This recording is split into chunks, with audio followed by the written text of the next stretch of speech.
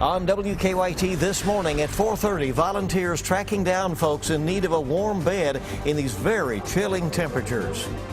And not only chilly temperatures, but we're looking at some snow flying across the region too. We're going to track this latest cold front, and it's a big one. And we'll have some safety tips you need as you turn on those space heaters to warm up this morning. Tracking, alerting, protecting. This is WKYT This Morning. Good morning to you. A lot of this going on as we welcome you in on this very cold morning. I'm Bill Bryant. And I'm Rebecca Smith. We are tracking bitterly cold air in the bluegrass this morning. And in much of the nation, really, the wind chill couldn't make those freezing conditions feel even worse as we go below zero with those readings. We've declared a WKYT First Alert Severe Weather Day to help protect you against frostbite and hypothermia. We'll give you the latest information. Here is meteorologist Micah Harris. Yeah, we're looking outside this morning, seeing scattered snow showers out and about. None of this is going to be heavy snow. However, as it makes its way into the region, cold temperatures well below freezing. Anything that falls will stick, and then those winds cranking up later on this afternoon will be blowing some of the snow around. So I don't see major issues, but I do see some as you're making your way out, especially this morning before we take a break throughout the day and then pick up on later on during the day. So current temperatures, there's just a lot going on. 20 degrees there in Lexington. We're at 27 there in the London-Corbin area. And then you look at today's forecast, 13. And the reason why it's 13, that's not going to be your high. We already hit our high this morning. By the afternoon, that's what it's going to be. So we drop our temperatures in toward the afternoon. Winds crank up, even a little snow. It's going to be a heck of a day, and that takes us off through the weekend, too. I'll go over the latest forecast coming up. All right, we'll see you in a bit. Thank you. This Arctic cold air can be life-threatening, actually, for anyone who does not have a home. Volunteers fanned across Lexington last night looking for the homeless. The Compassionate Caravan offered the homeless a ride to a shelter along with coats and blankets. Our Garrett Weimer went along with the caravan overnight. I mean, that's it. They pounded the pavement and paths less traveled, looking in nooks and in crannies, searching for someone who needs a bed for the night. They need to know that there is a welcome mat for them so that their lives are not endangered by this cold. The Compassionate Caravan offers them rides to a shelter for a cold night, but if they don't want to go, they'll leave them coats and blankets to help stay warm. This time, the Compassionate Caravan went out on what was the 12th day of Christmas, which marks the Epiphany. It's a symbol not lost on the director of the Catholic Action Center spearheading the caravan. We looked at the calendar and said, my goodness, look what we're doing. Just as the wise men went out to find the baby Jesus, we're going out to find those folks who are Jesus. And we believe that everyone is a child of God. And that no matter what their past, no matter what their barriers, no matter what their address is, that we as a community are responsible for each other, and we want to find them.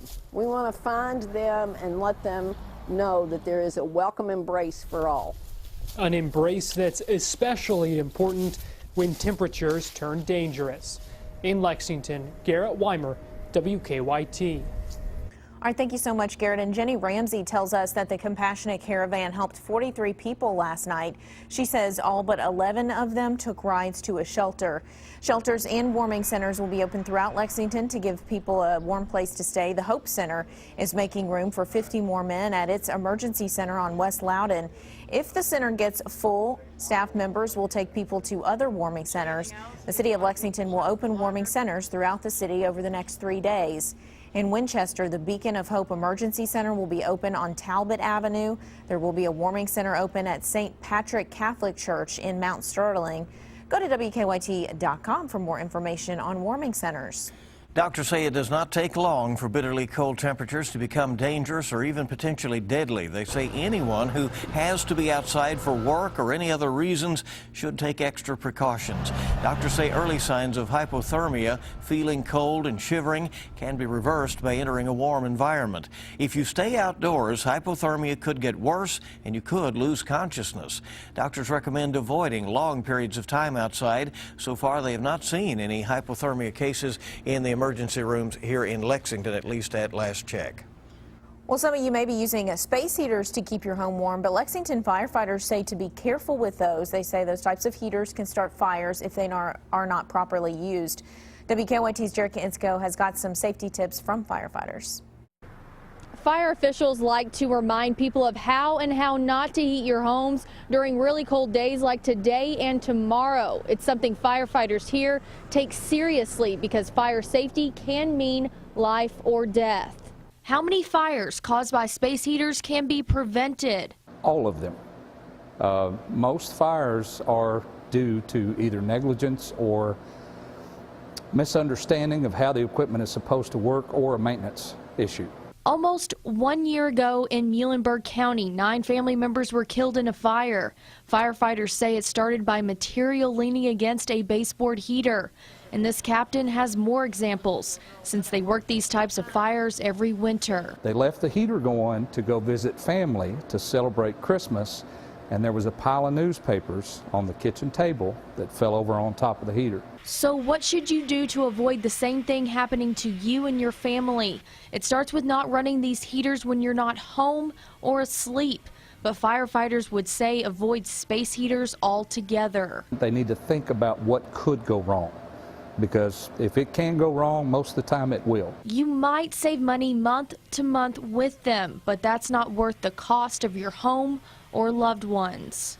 And of course, check your smoke detectors monthly to make sure they are working, since those can save your life as well. In Lexington, Jerica Insko, WKYT. And stay with WKYT for continuing coverage of the next Arctic blast. On WKYT.com, you'll find the latest forecast along with any closings, delays, and cold weather information. Remember, for future snowfall, we want you to help us track snow totals this winter. Send us your eyewitness pictures using the hashtag WKYTRulesWinter. Well, new this morning, a Lexington couple got out of their home safely after firefighters say their space heater filled their home with smoke. It happened about 1 o'clock this morning at a home on Elm Tree Lane. Firefighters tell us a space heater in the couple's bathroom started to smoke. They ran into the kitchen to get water to put it out, and then they got out of the house safely. Firefighters say one woman was treated at the scene for smoke inhalation. Just a good reminder that when it gets extremely cold like this, you absolutely have to be exceptionally careful with your small electric heaters, any kind of auxiliary heating device. Make sure you keep your combustibles away from them, and make sure they have a good radius around them that's clear. Firefighters say the couple had a working smoke detector, but they gave them a new one just in case, so they would at least have that extra on hand. A fire forced a Frankfort family from their home last night. That fire started around 7 along Bronner Street. Firefighters say they kept the fire in the attic, but much of the home has some water damage. They say the family escaped safely. No one was injured. Firefighters are not sure what caused that fire. The Red Cross helped the family find a place to stay overnight. And we are continuing to track a deadly crash in Powell County. Investigators have released the victim's name now.